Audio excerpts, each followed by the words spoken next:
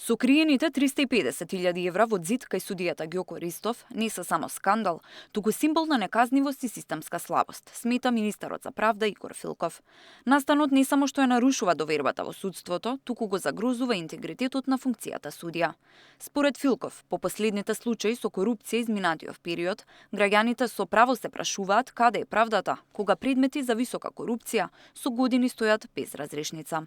Случајот со апелациониот судија, кај кого беа пронајдени 350.000 евра, скриени и задзидани во ѕид, не е само скандал. Тоа е символ на длабока системска слабост, символ на култура на неказнивост, молк и меѓусебна заштита што предолго ја разјадува довербата во правосудниот систем. Овој случај дополнително ја нарушува довербата во целото судство. Бидејќи состојбата во правосудството веќе одамна не ги дава резултатите кои граѓаните ги очекуваат, а по проверката на ресорното министерство изминативе 2 години ни сите судови во Македонија, заклучокот е дека се кубури со кадар и во судовите и во обвинителствата, а тоа се одразува врз ефикасноста на постапките.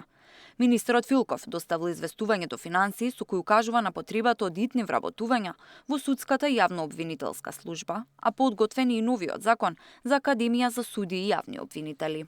Со новиот закон се воведува годишен прием во Академијата врз основа на прецизни проекции по судови и обвинителства по апелационо подрачје. Се воведуваат одделни јавни повици, при што кандидатите аплицираат за едно конкретно работно место, или за судија, или за јавен обвинител. Во владина процедура и законот за судска и јавно-обвинителска служба, како и законите за плати на членовите на судскиот совет и советот на јавни обвинители.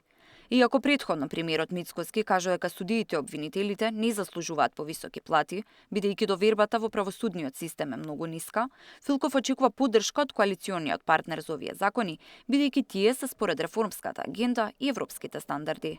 Според анкетите на МЦМС за корупција во Македонија минатата година, 79% од граѓаните сметаат дека судиите се вклучени во корупција, додека пак 74% истото го мислат и за обвинителите.